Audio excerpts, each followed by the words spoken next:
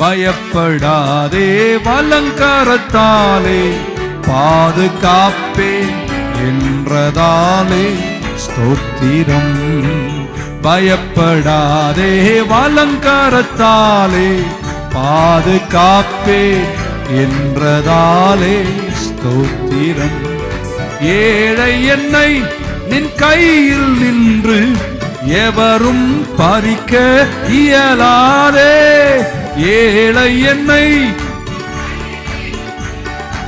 எவரும் பறிக்க இயலாதே.